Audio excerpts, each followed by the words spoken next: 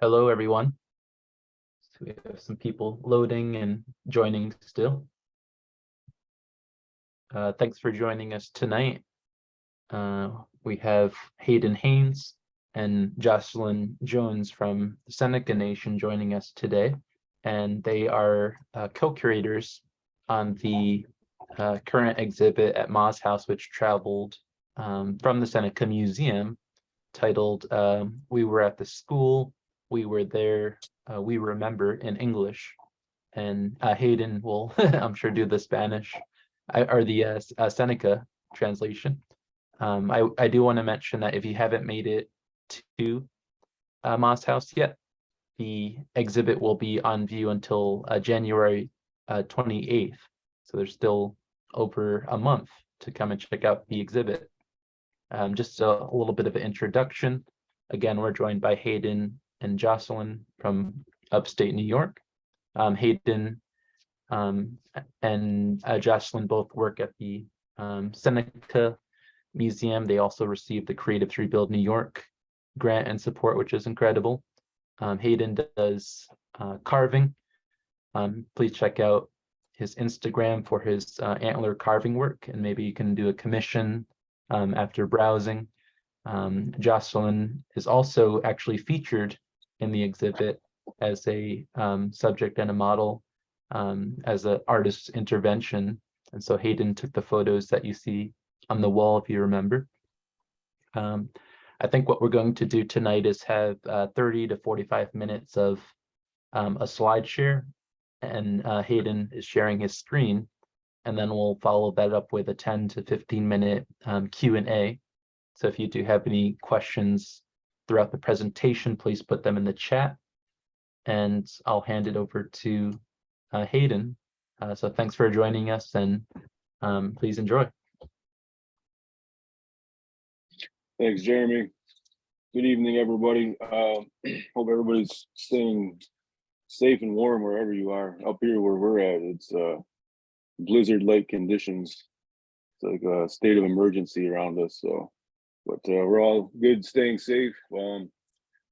Yeah, I just wanted to mention briefly this project, this exhibition started as a result of the comb earrings, and one of them is on the screen there.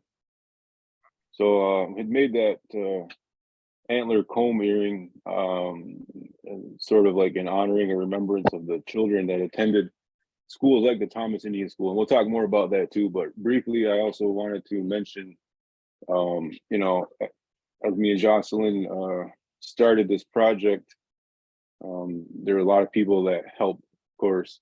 We have to, I want to acknowledge those folks. The writers for the exhibition, Dr. Lori Quigley, Dr. Alyssa Mount Pleasant, Dr. Joel Stallman, Dr. Rodney Herring. Those folks, super instrumental, experts, and all members of, you know, Haudenosaunee peoples. So it's good that that was important every step of the way, that we thoughtfully thought who was going to help us tell this story, and also so that we may, you know, we had control over that narrative. So I'll turn it over to Jocelyn for her introduction too, but I did want to mention that for sure.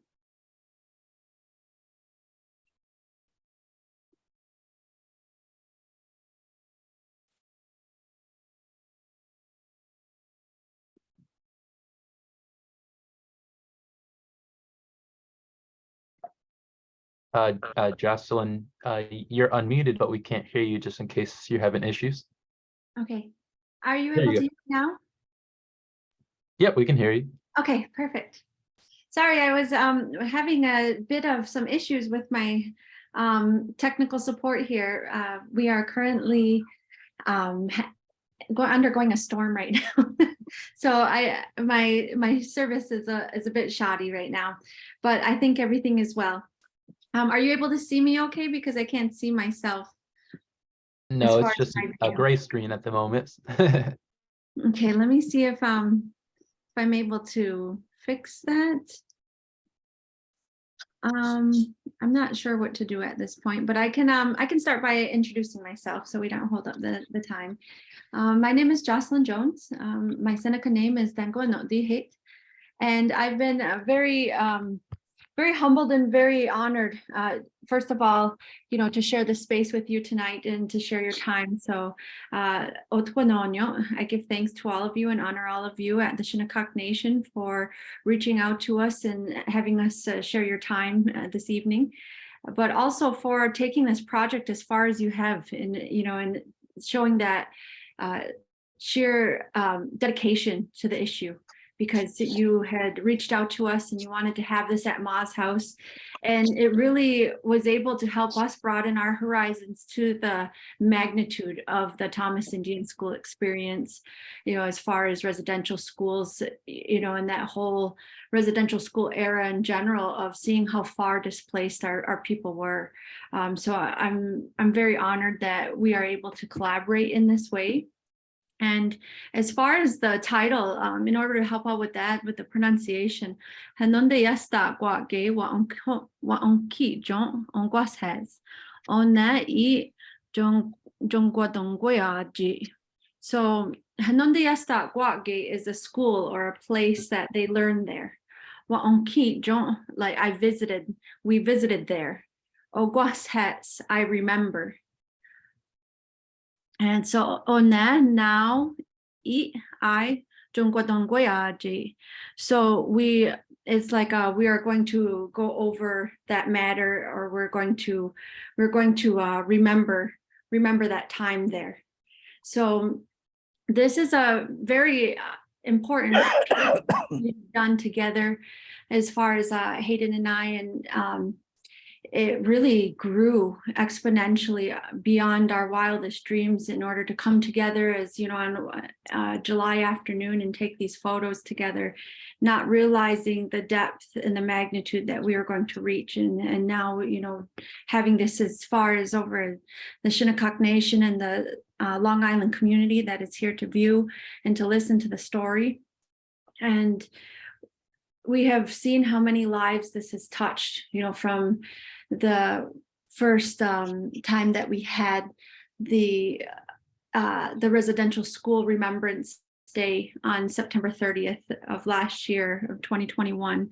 And this was where this exhibit was first publicly displayed to our own people. And there were different Haudenosaunee people from all over coming together to see this exhibition of all of our work, but it was all these different artists, Haudenosaunee artists in the area, that had decided to bring their minds together, along with our scholars of different magnitudes and different expertise, had brought together all this wealth of knowledge and this creation of artwork to speak to the people, to speak to the masses of what it could have been like in our eyes as descendants, what we see looking in. But we were also fortunate to have survivors of the school there, and to be able to take part in this walk that we had. And there was a sea of orange that had went about the Thomas Indian School grounds. And we walked together in remembrance and in healing. And there we had seen some of the survivors there reconnecting and having very emotional moments with their own family members. And now, we have had this travel into many different platforms from universities such as Fredonia State University. Hayden and I did a presentation there, and now we had moved on to the Rockwell Museum in the Southern Finger Lakes area. We had some different collaborations there in a similar Zoom like this, and now this exhibit has reached as far as to the furthest part of New York with our allies. And you guys are old allies from time immemorial, and it is so profound. I feel that we are able now to connect on this again, and I just picture our ancestors and what it's like for them to come together in this space, in this time, and see their great grandchildren coming together and being together as one on this issue. So now tonight for having us.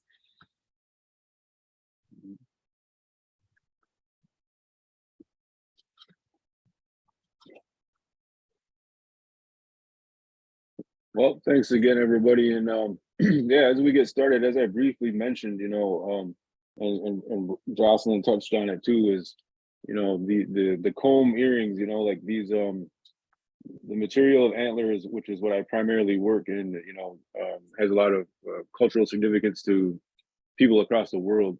And Haudenosaunee people, Seneca people are no different. You know, the combs are associated that our ancestors made and that are still being made, you know, because oftentimes I get asked to make certain combs for ceremonial purposes, which is different than my artistic ones. But they are tools of like transformation. They're used for tools in terms of could be for like helping to induce fertility.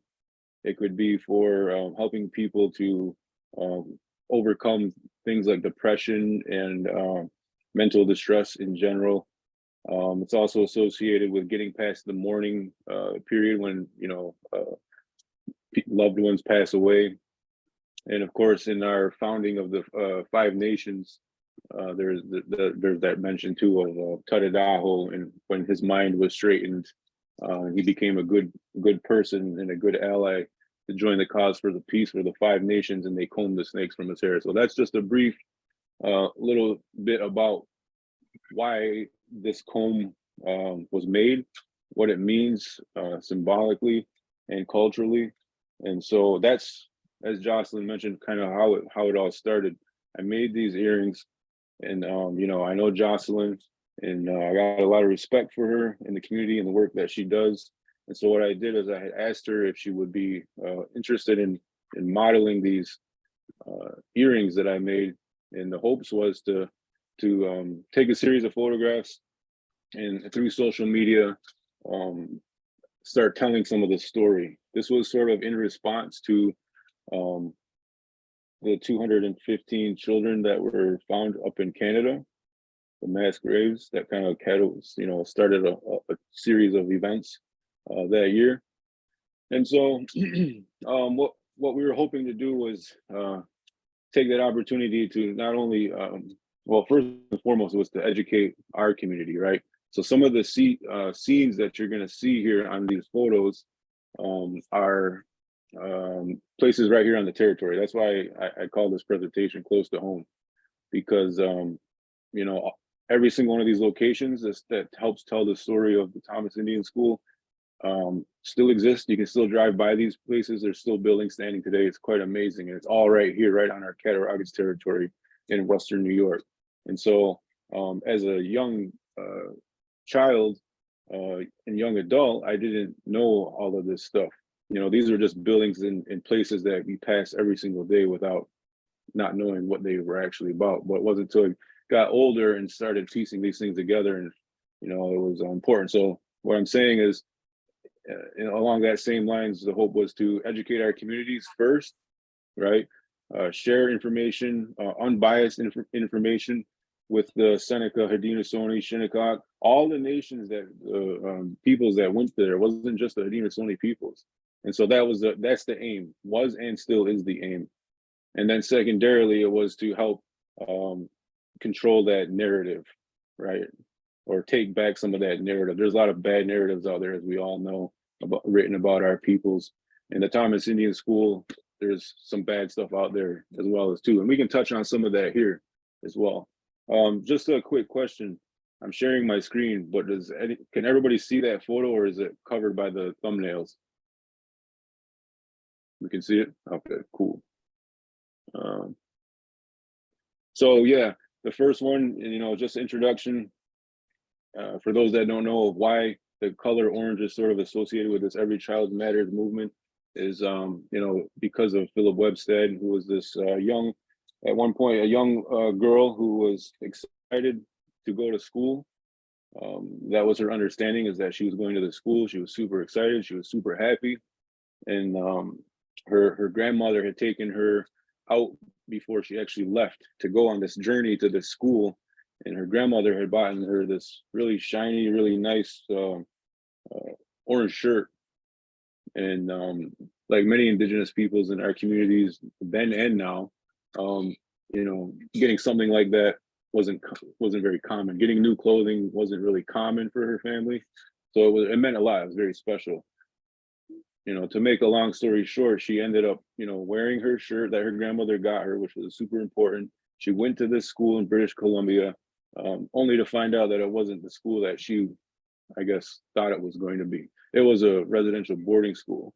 And so what happened is the nuns and the folks running the institution had basically taken her shirt that her grandmother gave her, and she wasn't allowed to have it, allowed to wear it. And of course, other things that they had taken from her that she brought with her and things that she was prohibited from doing, like many stories. That's like one story that's similar to a lot of other stories that our children went through. So she wrote that book about it. And this Phyllis, if you're not familiar with her, is still alive today and everything. So that just goes to show that, this isn't too far in contemporary history that these things are happening.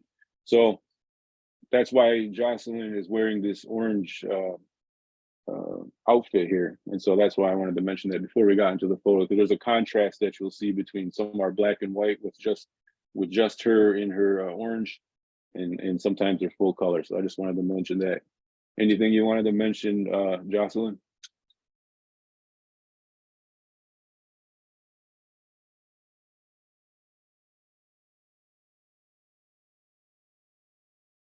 I'll skip to the next one.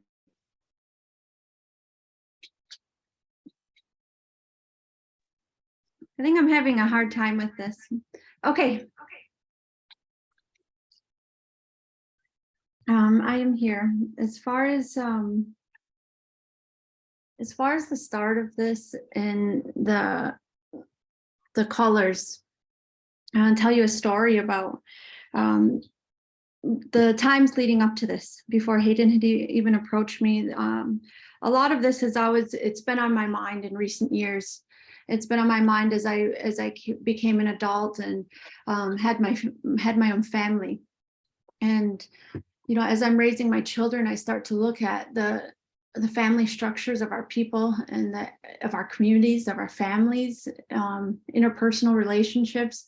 And I began to wonder, why do certain things exist the way they do, as far as the challenges that we have in working together as Indigenous people within our communities and within our families as a family unit. And I've been pushing this issue back here in the Seneca Nation and wanting to hear and see more change in positive ways into where we work together, because I see a lot of parallels from the boarding school era and how we function today in this day and age, post-residential school era. A lot of our people are still functioning in this manner. And so it's interesting that how you can hold intention and consciousness for an issue, and the more and more that you think upon something and want to act upon something, speak out about something, and this particular content was the historical trauma and how, as Indigenous people, we're keeping it alive in our communities. So in speaking in different community platforms and political platforms within our community, I realized that it was definitely a sore subject that not many of our people wanted to address. So fast forward, I continue to do community work, and I decide that I'm going to continue this work. And one thing I love to do is run, and I run the earth as much as I possibly can.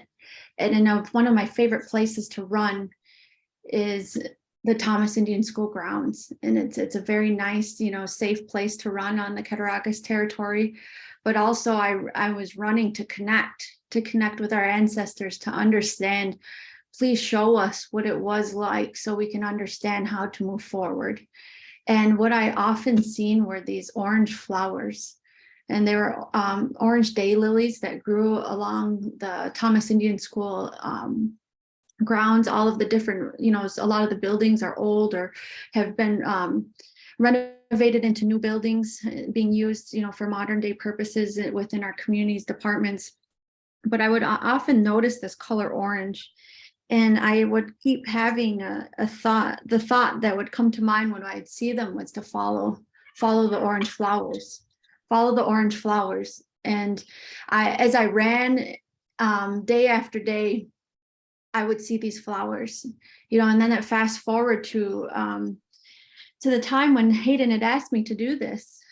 This color orange was such a prominent color throughout the entire day, not realizing that I had the perfect outfit, that I had picked out these colors far in advance, and had this outfit created several years ago, not knowing that it was going to become a monumental icon in this photography exhibit with this color orange of the orange top. And throughout the day, we've seen those orange daylilies. And, as we progressed, and you'll see later on in the slideshow it is one of the striking photos of this entire exhibit. But as we continued throughout the day, we had like an overcast of orange, a bright orange sunset, because it was at the sunset time. So I feel like there's very divine and spiritual content that was as far as our ancestors being present with us when we were making this exhibit for the public to see, that we weren't alone, and that color of orange was constant throughout the day, and reminding us of the message of what we come together to do.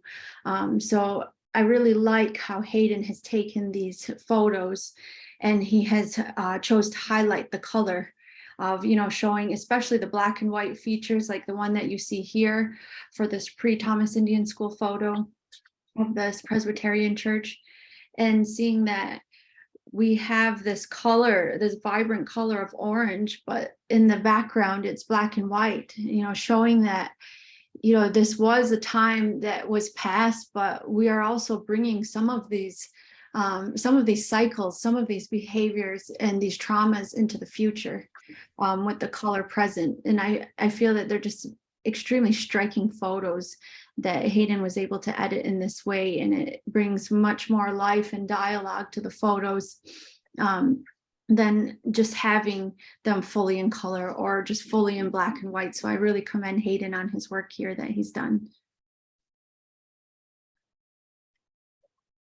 Thank you. Yeah, and as you can see clearly in this photo was taken, on Cattaraugus. It's got this marker, right? And I wanted to talk about that marker, because this is where like a lot of conversations can start. I mean, this could be an hour-long conversation itself, but briefly, because I don't know who's on the Zoom that's been able to see the exhibition or read the text or is just familiar with this school in general. But this is a initiative like all the other initiatives for Native peoples, missionary work, right? Assimilating our people, and ultimately for land grabbers, right? That's the whole idea, was and still is to extinguish our Native nations and our rights in an effort to get our land. In this period, in the late 1700s and even further before that, when the missionaries were doing their work, but this concentrated effort done under the supervision of the War Department of the United States, headed up by Henry Knox, to basically, at that point, it was to just basically have the missionaries do the will of the United States government with this assimilation program that they had developed. Civilization policy is actually what it was called. So it's important that we know that this is all done strategically. This doesn't just happen. And it caused a divide in our communities, even not just the schools, but even before that, and even still to this day, the missionaries, their messages on our communities throughout our histories have divided our communities. And sometimes they still do to this day, maybe not in a political sense, but certainly in those times, in a political sense, absolutely, the influence and the presence of the missionaries divided our people into two different groups politically. And so it's important that we have to pause and have to mention that. So this church is where the founder of the Thomas Asylum of Orphan and Destitute Children, which is what it was called before it was renamed in 1875 to the Thomas Indian School. This is where he did his work down here, and this is on territory, as you can see. here's a different view of it. You know, I like this photo because, you know, it shows a modern, contemporary, you know, living, breathing, strong Seneca woman, you know, in the front of this church, you know, contemplation, but also, you know, facing all these things. And that's what we did. That's what we aimed to do that day. I'm going to try to skip ahead a little bit because we are, I know, a little short on time, but I did want to get to this point.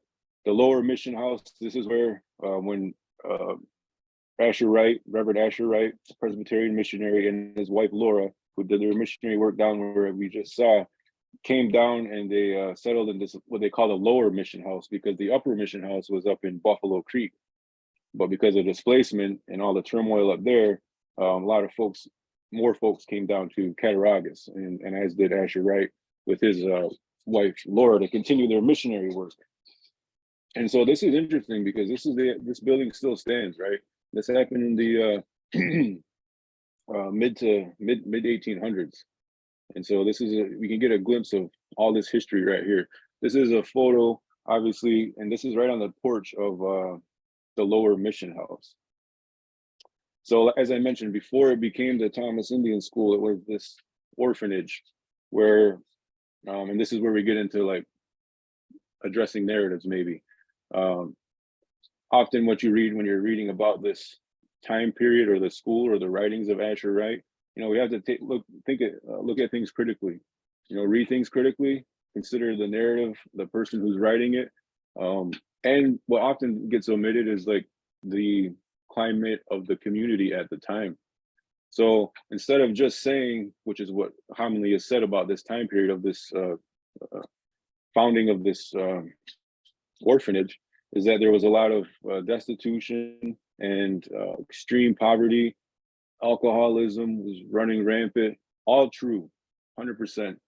I wouldn't try to deny that because there's a lot of evidence that supports that. But what doesn't get, in my opinion, written about these that same thing is, how did that come to be? Did our native peoples just wake up one day in the 1800s and just decide that this is going to be the life that they're going to live, and you know, have these traumatic communities, having horrible things happening on our communities due to the things that I mentioned? Well, absolutely not. This is just part of this timeline that our peoples have been faced with due to you know, being displaced from our homelands, being caught in the outsiders' wars that we, you know, we're caught in the midst of due to survival necessities, protecting the future, protecting the communities. And oftentimes, of course, like many Native nations, we were on the wrong side of some of those battles and we paid the price after. So this is a culmination. And then of course, treaties. You know, people love to celebrate, talk about treaties, and we should. But there's a lot of documented bribery with alcohol, threats, all the terms pre-written before these treaties, even the councils and the United States representatives even met, stuff like that. So this is why we take a simple photo and a simple Zoom call, and we're able to talk about these things and get people to think that, you know, yes, our community was in peril at the time, but there's a reason. People didn't move from Buffalo Creek to Cattaraugus because they just felt like the change of scenery. You know, this is because of these treaties, and what happened with the treaties. You know, I kind of alluded to that. So I just kind of wanted to mention that about this for sure. The next photo, I believe, leaves the Lower Mission House and goes to the next location. But Jocelyn, did you want to say anything about this location or the photo? This location, it was a really emotional time during this location, the part of the shoot, because we're in this old house that I've always wondered, and just like Hayden had mentioned earlier, we see these buildings constantly in our day-to-day, and you know, we're conscious that they're there, but we're not even conscious of the reasons why these houses still stand, why some of these buildings are still here. And knowing that this building is uninhabitable, but yet it's still preserved. And never hearing these stories growing up, and having the blessing of being raised with not only one, but, you know, two generations of grandmothers. And not once were there ever stories of why these buildings still stood here. You know, and all I remember as a young girl thinking it was a haunted house of some kind. That's all we knew. That's how us kids would like look at it as. But then, you know, finally going up on the porch, this was my first time actually approaching this house, because this house has an ambiance of warning, of danger, of just to stay away, is how I always felt about this house. And it was the first time I was able to actually approach this house.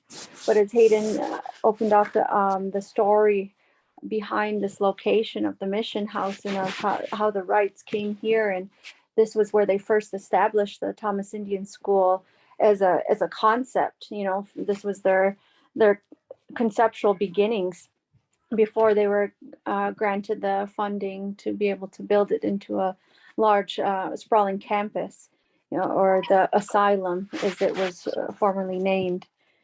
But this porch, it holds extreme sadness, because as I'm standing there taking these photos, I was just picturing how many little children were left on that porch, or how many children were there crying for their families and for their homes, and not knowing what would ever happen to them again. And that's the emotion that I was invoking during this time of taking these photos at this house. And the story and the energy left here, it permeates your being when you are at these places, and you learn these stories and connect with the land and seeing what the land is remembering. And it's remembering immense sadness, and I feel that it's sadness that we never fully cleared in our communities, because a lot of these buildings are preserved. They're kept standing. You know, some say out of respect for the survivors, the school students that had went before, but then you have dialogue from the younger generation saying, why would we keep something so harmful and you know, such a dark chapter of our history of a people? Why would we keep these buildings standing? Why would we preserve them to remember that hurt and pain? So there's a conflicting dialogue and perspective that often happens between the generations of these buildings. But also what I find is also extremely, it's upsetting in a way, where we have these buildings and a lot of our youth don't even understand what they are, why they're there. You know, especially, you know, I have children from 5 to 16, and these kind of conversations aren't had. And that's why we decided to come together, and we're going to start these conversations. And something is like the Zoom, we're able to reach people that we would never reach in our otherwise daily workings within our community. And it's time that we talk about, you know, why do we have these buildings still standing, and what are their significance to our community today? Because our whole livelihood as the Seneca Nation is built exactly on top of the Thomas Indian School. And there hasn't even been inquiries yet to see throughout the United States to research the grounds and see what else could still be here. And you know, it's ironic, like in certain places, and you'll see coming up that we have buildings that are being used for very important community matters, such as custody cases and cases over you know, our land estates, family affairs. And we still have this trauma that's held in these buildings in the land and has never been fully cleared. But I think that we're on the right track with conversations like this, in order to finally open those doors and to have us come together as one, you know, sit together in a circle and be able to talk and discuss exactly what it is that the Thomas Indian School legacy has done to each and every one of our families. And it's time that we come together so that we can bring that healing about, because we're entering a new, I feel like a new chapter for our people of visibility and of consciousness. And it's time that we heal together as one.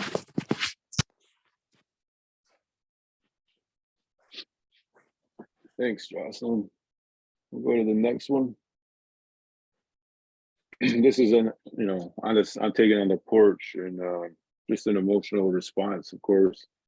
When I look at this photo, I always think of not just Jocelyn's response emotionally, but it might echo or mirror the emotions of a lot of our peoples in our communities.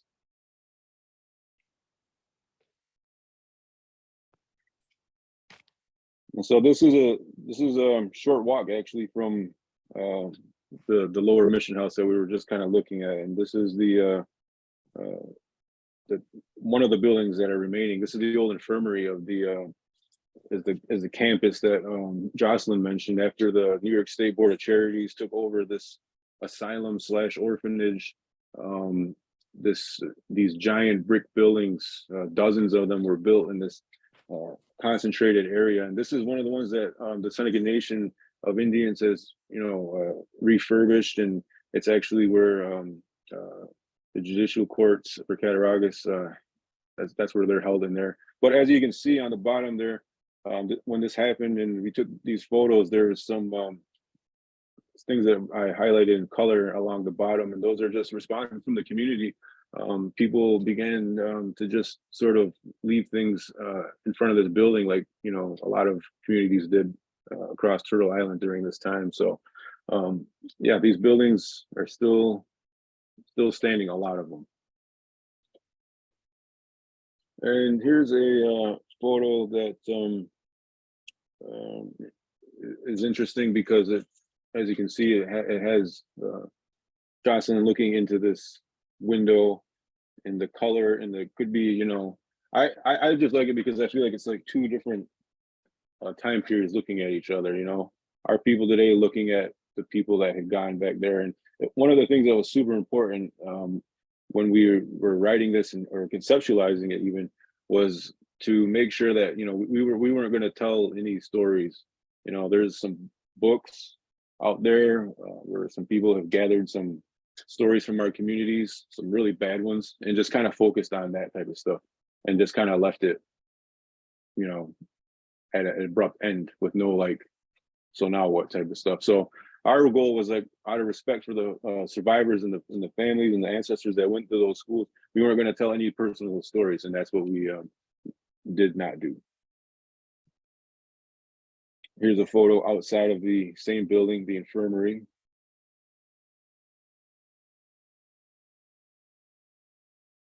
And that tree is enormous in person. When we were walking around exploring these places, I was just sort of thinking about all the children that played around that tree at one point, and that tree is still standing. So, before I go into this, Jocelyn, did you want to say any of that on that type of stuff? I know we're getting close on time already.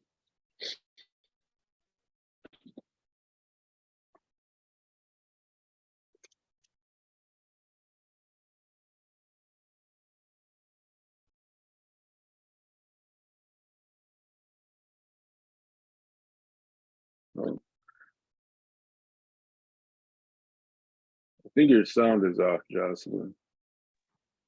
Hey, There. I was talking away. I definitely wanted to speak about the really stark irony that it is that we have the tribal court system operating out of the infirmary. And knowing that in the ways that our court system works, and I can't speak for all nations, but I can speak for mine, that there are definitely some challenges within the operation of our court buildings and our court systems of efficiency, of transparency, and just of mere function. It's backed up for some, in some cases, decades. And I feel that us having this type of processes that are happening that are affecting our children today, and overseeing custody cases, foster care cases, and adoptions, and knowing that we are still going through a lot of the same trials and tribulations that are stemming from this time when that was operating as an infirmary, and what had happened to those children on this campus has now continued to snowball into the future to create more cycles of abuse, of displacement, of loss, and just dissension amongst our people.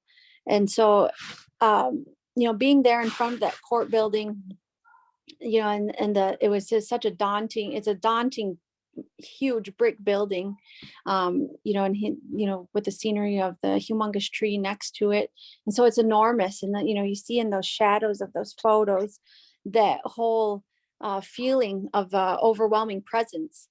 But what I felt was a softening effect there of grace and of light and love, that drives out those different feelings of overwhelming darkness, was that our people had come together and were starting to place moccasins and shoes and teddy bears in remembrance of our ancestors, of what they had went through, of giving those spirits that may be left there, or just that acknowledgement of comfort and love, and to show that we are coming together, and we are going to acknowledge what has happened there, because I feel like it's been since that school was in operation that there wasn't much of an acknowledgement at all. It's one of those trauma responses of that time frame, and which I find in a lot of different parts of our communities and in interpersonal relationships and our family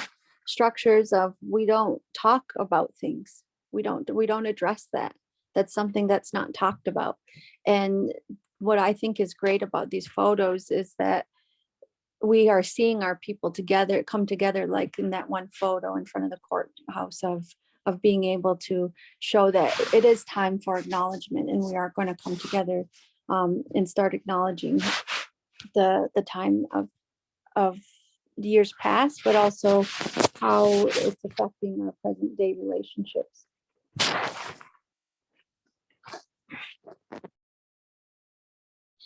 Yeah, thank you.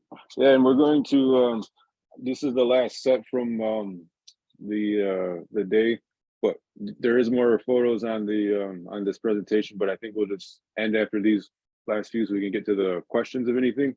But this United Mission Cemetery is right across the street from the lower mission house that we saw a little while ago. And if you remember, on that marker from the first where the photo location at the church, on that marker there was a United Missions. That's a Presbyterian church, Presbyterian missionary, and this cemetery is right across the street. And this is actually where Laura and Asher Wright are buried. And so that's their marker right there. And it's got this fence around it, and it's got their photos on it. Asher Wright died in 1875. I might have forgot to mention that the asylum started in 1850, and the Thomas Indian School, because the name changed and the transition of power of the institution changed to New York State. It closed in 1957, so I think I might have forgot to mention that. But right across the street, we have this grave site of Laura and Asher Wright, Presbyterian missionaries. And so there is some unmarked graves in that cemetery. There's a lot of speculation. Also, in addition to the knowing of the unmarked graves, but there's also a lot of other speculation about that cemetery as well. But this is right on 438. That's the main road of the Cattaraugus territory. It goes right down the middle of the territory. So in these buildings, the same thing with every location that you see is down the main drag. So quite interesting in that sense. So as Jocelyn said, and I'll let her speak on this, but this was the last place that we stopped that day. was this cemetery. And the last photos that we took was right here. And yeah, I'll let Jocelyn jump in and talk about how the day kind of ended and what this sort of means to her as well. So this photo is really special. This is one of my favorite photos of the entire exhibit. And like Hayden had mentioned, this was our last photos that we had taken, going through from place to place to place along Route 438 in Irving, New York, at the Curator Indian Reservation, and visiting each and every one of these places, you know, discussing the stories and the history of all of these different locations of the Thomas Indian School, and feeling it brought a heaviness. It was very, very touching and emotional. Several hours that we went throughout this day to try, you know, just digesting the magnitude of what we were attempting to do, what we were taking on. We get to the cemetery and we're seeing these unmarked graves, and we're having these conversations of wondering how many children could possibly be left here and forgotten, and you know, just the sadness of the entire story. But we started to travel across the cemetery, and there was this orange sunset, and I noticed these daylily flowers, these orange daylilies, and they were the same ones that were on our run, or well, my runs that I usually do around the complex. And I had told Hayden, this is it. This is where we need to shoot. And I told him, come over here. Let's get the sunset and to the back of us. We're going to use the natural light. I said, these are the flowers that I've been noticing, you know, and I had shared a little bit about, you know, my travels throughout that area, time and time again for years, running and trying to, you know, with all intention of how are we going to bring this awareness to our people? How are we going to get our people to see and understand what it is that we're still continuing to do to each other, and how we treat each other, and how can we learn to come back to that place of gatnigoyo, of a good mind, of working together as one. All the things we give thanks to our Creator and our Mother Earth and our celestial relatives, but also things that we promise that we are going to do, of how we're going to treat each other based on the original instructions. And I feel that this was a culmination of the entire shoot, was that we were coming to this point where the lightness is the light is here. This brightness is going to drive out the darkness that has been here. And I feel it's like such a striking photo that it wraps up the entire exhibit to show this is where we're at. So there's no ending though in this, because we are going to continue to work on this and build the dialogue, you know, especially working together with Ma's House and the people of the Shinnecock Nation. And how can we grow this story? How can we open how can we open the matter wide open and shine light on all of it, so that we can bring that healing to every single area of Turtle Island that our people had been affected by this place called the Thomas Indian School. So I feel this is the shining light, you know, at the end of the tunnel of the darkness, or going through a dark night and not ever knowing if you'd see light again. This is where our elder brother, the sun, who watches over us, he's shining light on us to show our way of where we are going to go next. And he brings, you know, we call him the great warrior in the sky, and he's gonna guide us into the future and how we can work together. So Nyawe, for your time today, and I don't want to take up any more time. I'd leave some time for questions, but I really appreciate you all sharing your evening with us. Mhm. Well, thank you, Hayden, and thank you, Jocelyn. That was amazing. and you've done such a great job co-curating and researching and presenting the art. I did also want to mention that in addition to having this amazing exhibit at Ma's house at Shinnecock, we have some local contributors, so I want to shout them out as well. Holly Hale Thomas, who made this connection and made it all possible. She's unable to make it, but we're grateful to her. And we also have Lisa Bowen, who's actually on the Zoom. She's in the chat. She contributed Shinnecock ancestors who also went to Thomas Indian School. So this exhibit's definitely about connecting, healing, moving forward in education. So with that, I think we're going to open it up to questions. I see Elka already asked the first. I'll read it aloud. Thank you for sharing these photos and the stories. Will this exhibit travel to other places after Ma's house?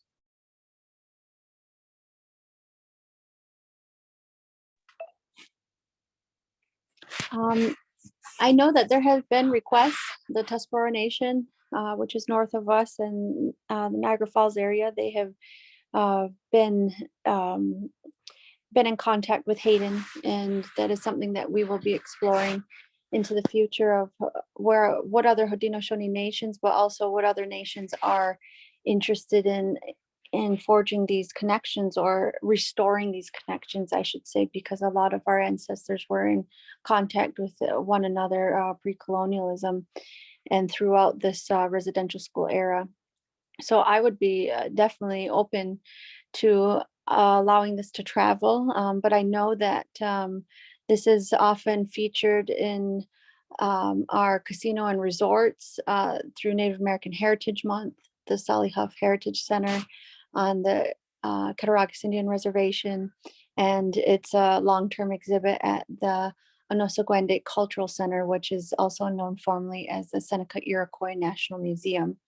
But I know that I would love to see this go further. And my goal, actually, and putting this out there, if we believe strongly in intention, I'd like to see this at the National Museum of American Indian and make it to a federal level before it travels internationally.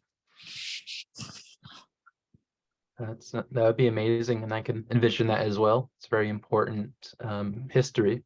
My older sister Kelly commented and asked, Tabutne, thank you for doing this work. Have you considered doing something similar at other institutions or boarding schools? Seneca children were sent to, like Carlisle, or place in Virginia that Shinnecock children were also sent to.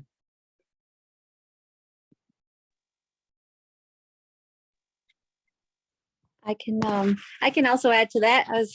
I don't know whether Hayden like to comment on this as well, but we have been speaking together about the next photo shoot being done and having more of a collaboration, moving beyond. I said, I don't want to be the only subject. I'd like to see other subjects, especially our children, connecting with the land of some of these places. But I know Tunasassa Quaker Bridge School is close to where I live here, and I live on the Allegheny Territory, near the southern New York and northern Pennsylvania border. And that was a place where my maternal line had attended school. But we have talked about, Carlisle is within a drive, Hampton Institute in Virginia. We were talking about researching and working with our scholars here. Where are the places that our people have been? This is just scratching the surface. This is just the very tiny tip of the iceberg, that we have so much more to uncover of seeing how far displaced were our people, because in many cases, as Kelly had pointed out, there are many different places that our people were sent, and oftentimes they were all within one family being sent to many different places. So that family structure was decimated at this time, where even if they were sent to the same school, they would not be allowed any kind of contact, any kind of sharing of emotion, of love, any kind of expression of caring and friendship. Where we hear these stories that it was often discouraged, and it was specifically chosen for many children and within a family to be sent to different locations, which is why we have many of our people so greatly displaced. So I would like to be able to see how big can we create this exhibit and see an unveiling.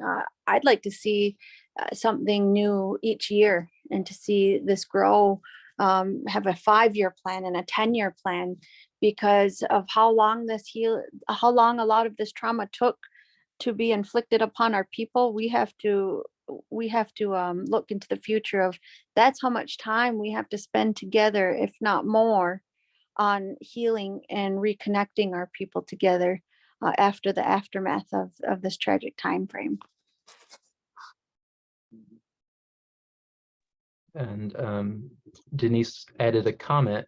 The photos and stories you shared brought life to the past and shed light on the history and healing for the nation. Thanks for joining us.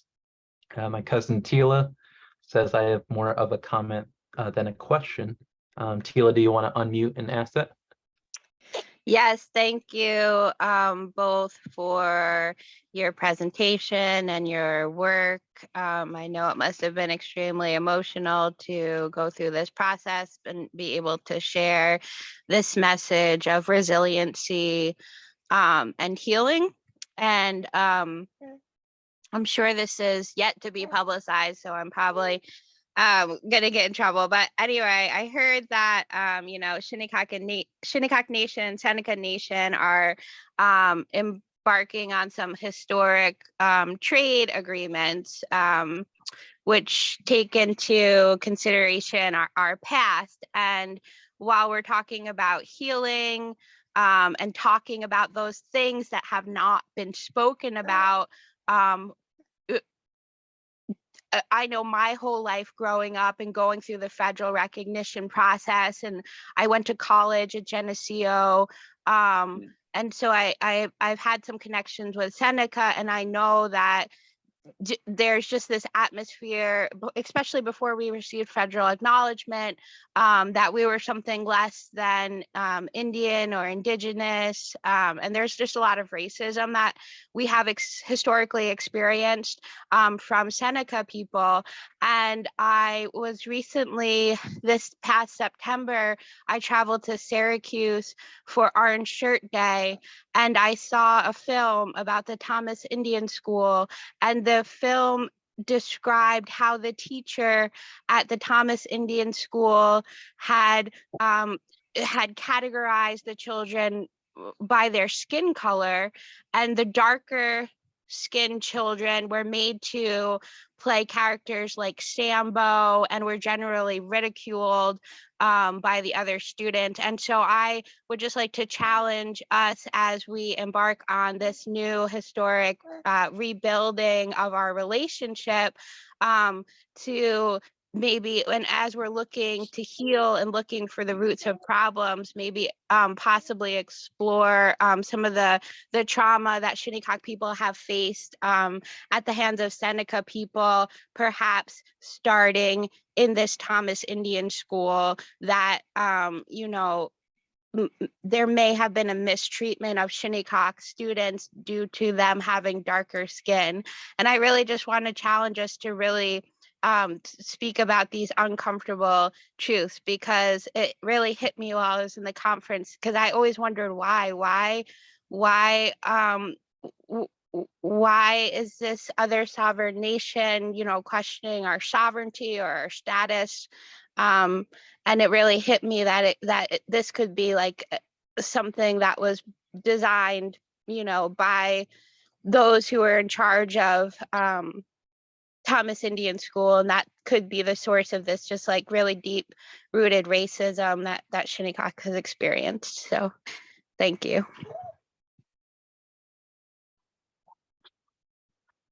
Thank you for sharing all that. Yeah, I mean, this opens up, so many different conversations, and I haven't quite heard what you had described.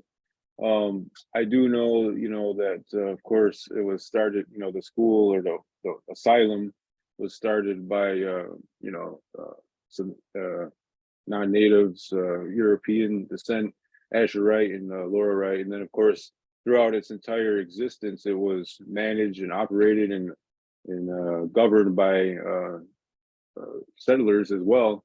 Of course, there was some of different teachers, not just Seneca, but other teachers of different nations that were involved with, being a part of the school as faculty. But this is also, what you said is very, very great.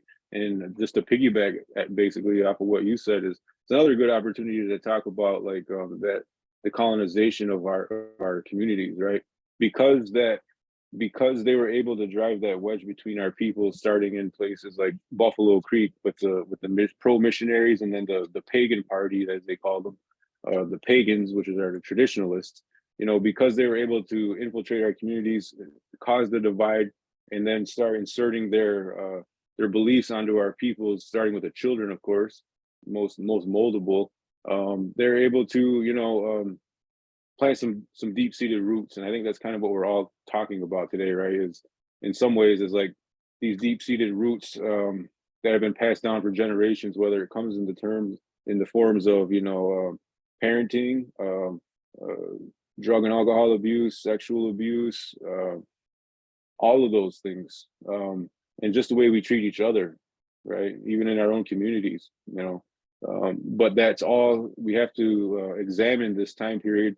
And this, for me personally, due to the family members of mine that went to Tunasisa and Thomas Indian School, I have to, those are just the ones I know about. I've examined, patterns in my life and struggles that I've had to overcome. And it can be traced back to these time periods, and as well as other things. But yeah, these are definitely conversations we have to have, is understanding why things came to be. And then of course, talking together and being open and respectful of each other, and yeah, talking about it and how we can move forward.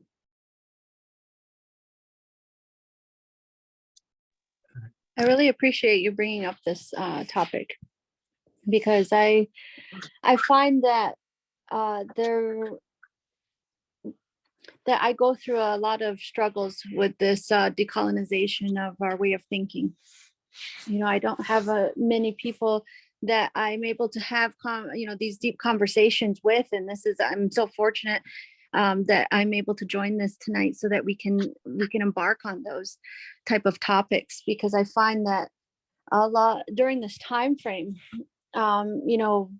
a lot of our ways of thinking, our conditions of our minds, it was heavily polluted, heavily changed, and from such a precious time frame of children, going through this way of thinking and brainwashing.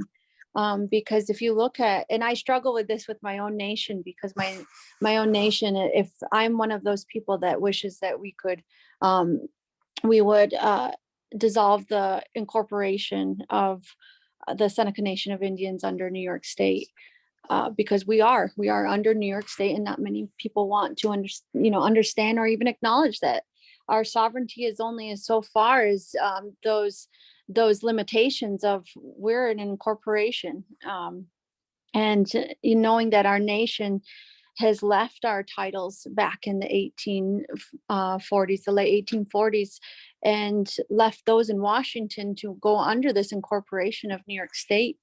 And with that came all of this way of European thinking and, race relations. And we left behind this ancient way of thinking that was gifted to us from a divine place of the ögwahsä, the great law. We say that he had sent the great peacemaker down, our creator, for us to form this great confederacy and have this great way of governing our, self-governance, but under righteous principles of fairness and justice, and being respectful and treating each other with respect, but also exercising a good mind. And I find that with that time frame of when we left our great circle of chiefs and we took up this new way of elected style government, and and then the sale of Buffalo Creek happened, and that it was so just controversial but so devastating that a lot of our people went south, and while the rest of our Senecas stayed as the Tonawanda Band of Senecas now and kept the traditional titles.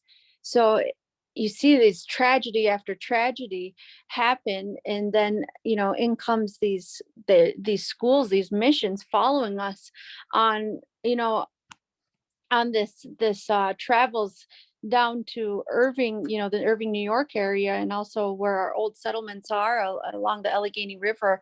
Our people had joined in more numbers, after that sale of Buffalo Creek, and some, we have Buffalo natives that are now displaced and living in the total urban life. So it's like we go through all of these types of tragedy after tragedy, but at the same time we're also taking on this way of thinking of our white brothers, of classifying and dividing and division, not only amongst us as Native peoples, but amongst even with right down into our communities. And I see that, and I am so thankful that you acknowledge that we even in our own communities have those dividing way of thinking towards each other. It could be from community to community, or from political faction to political faction, or from the color of their skin, of being this person has a non-native father or a non-native mother. And I struggle with trying to dissect that a lot, of what is ours and what is borrowed, and whatever is borrowed, how do we cast it along the wayside, even though that's what our elders have taught us, this is the way that things are. How do we cleanse ourselves to come back to that more divine message of the great law, and of all of us operating as one, as children of one great maker, of our creator, and not seeing those race relations that had came in from European thinking, and thinking others aren't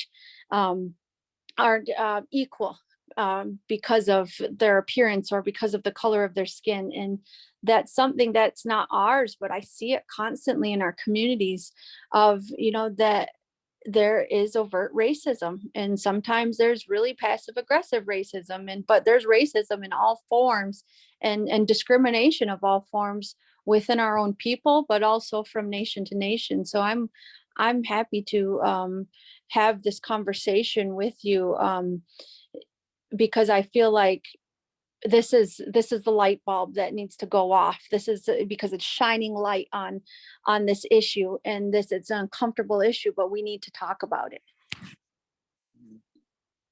Mhm. Well, thank you, Tila, and thank you both for answering that. Let's see, we have some more comments and questions. Lisa Bowen said that my research shows that a young Shinnecock girl named Leslie Beeman is buried at the cemetery, but she has no headstone. Do you know if there's a way to find her gravesite? I don't. I might be able to put in contact with some folks that might be able to help, but I do know that there's been a lot of those unmarked areas out there. There's been a lot of study on those, and from my understanding, haven't been able to confirm a lot of it, as to who some of those children might have been. So, but I mean, sure, yeah. Jeremy, if you want to share our contact information after, and we'd be happy to, offer people that might be able to help and stuff like that. Jocelyn, do you have anything on that? I know that I am interested in learning more about any records that there are on the Thomas Indian School, but even within our own community, I wouldn't even know, as far as our nation, of what kind of records are kept. But the best thing that I could suggest is, working with our archivist. She is somebody, Rebecca Bowen, that works at the Onëdeyësdahgwa'geh Cultural Center. She is someone who has very rich knowledge of the history based on the archives that she keeps. So that is one person that I have been reaching out to tap into just information about this. Where can we find these records? There's also a Facebook page that one of our community members has started on the Thomas Indian School, and she also started one on Hënödeyësdahgwa'geh. She tries to keep records of people that have gone there, but it's a big long feed, and you can ask to join her Facebook page, and she does share some really knowledgeable resources of where you can learn more things about this time frame, or she likes to share stories and pictures of people that have went or that were in family lines. She also has a call for photos of, adding more to the Facebook page and the Facebook community. So that could be one way of finding out more resources, but also connecting families.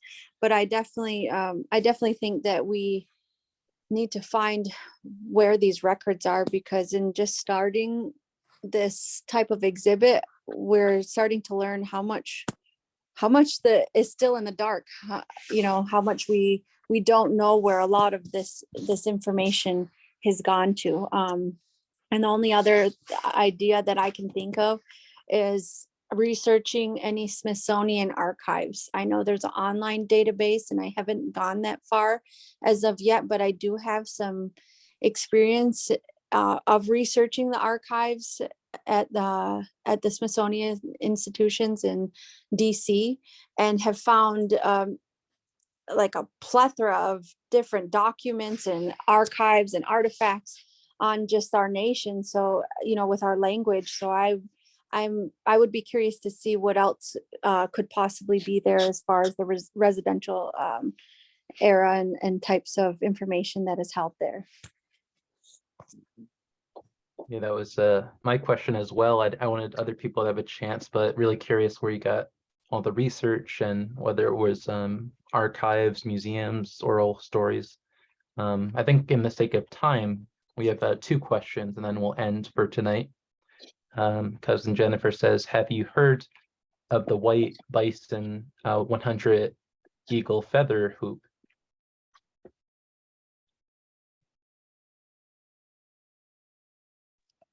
I know personally I haven't, but in seeing her comment, Jennifer, if you're able to reach out and share more about that, I would definitely be interested in learning more about that, because when I hear of white bison, that it's a prophetic message, a prophetic sign that comes to us in the form of that, great being of one of our relatives. So please share more if you have an opportunity to. Thank you. And the last question for tonight is by Marguerite. I think this was answered in the presentation, but is it the case that a building of Thomas Indian School is now a Seneca courthouse?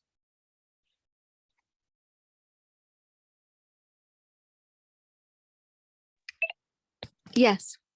One of our Seneca courthouses that houses the 3 branches of. We have the Peacemakers Court, which oversees family matters such as child custody and family matters. Then they have the surrogate court system there, which oversees all the different land estates of the different families. And then the appeals process, which, if there's any disputes, that they relook into cases. But that is the site of the old infirmary, of where Hayden had shown that I was standing in front of there, and there was also of the entrance, but there was also like some teddy bears and some mementos that were left for the students that had went, as a memorial. But yeah, that is one thing I still really have a tough time with, is like, how are we still overseeing these type of issues in a building that has had so much loss and tragedy. Mhm. All right, well, I know it's been a little bit over an hour, but I want to thank you both, Hayden and Jocelyn, for this presentation and taking questions.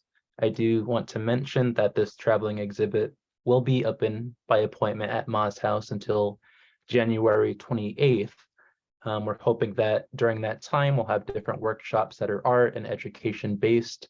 And in fact, Lisa Bowen, if it's still confirmed, will be doing a presentation here at Ma's house December 29th, which is a Thursday at 5 p.m. She'll be doing a presentation on her research as it relates to Shinnecock, the Thomas Indian School, and my mom will accompany, doing a art and craft hands-on activity in response to that. So if you do have any questions, you can always email me, and I'll try to connect you with Hayden and Jocelyn if you have questions or comments. But again, this was amazing, and we hope that you can visit Shinnecock and Ma's house in the future, and we can visit you as well. Yes, thank you for having us. I do want to share one thing, that I would be open to having more of these. I feel like we just got this discussion started. So if we wanted to ever do a series and the community wanted to come together more, and hopefully I'll be able to have my video part figured out. But just leaving that out there, but also as well, the Seneca Nation was recently awarded the hosting of the next World Indigenous Suicide Prevention Conference, and that we are scheduling that for November of 2023. And I wanted to put that out there to the rest of the community on the Zoom, that we will be hosting that conference. And it was something that I went to the inaugural one in 2016 in Rotorua, New Zealand, and since traveled to Australia, and then in 2018, and then in 2021 it was held online due to the pandemic. But now this is the first time it'll ever be in the US, and it's coming to our nation and the Allegheny territory of the territory that I live and reside on right now. That's where our work is, with Hayden and I. But I wanted to put that out there because I felt very strongly that we needed to bring this healing home. That was the first intention and of going to these different conferences, that one day we're going to have it here and we're going to bring healing to our people. And the theme that I proposed on this proposal to host this conference was bringing our children home, because a lot of the work that I have been doing in my personal life and professional life, and also a lot of the work that our other Indigenous communities are doing, and Indigenous people in general, on this issue of the residential schools, that I felt it was extremely fitting to have this type of theme where we start to have a further discussion of how this time frame affects our current day mental health, high risk behavior, and suicide issues that we have, as epidemics within our communities. So I want to put that out to everybody to kind of pay attention to, and me on social media, and some of the Seneca Nation, Seneca Media and Communications will be having postings on it of registrations. But I really would like to see as many of our people here involved in it, and I extend that invitation out to you guys now. But there will be formal announcements and advertisements on how to register for the conference. But it's time that we all come together, and I really hope to see you all there. Well, thank you. Definitely just the start of collaboration. Hayden, do you want to end on anything as well, or?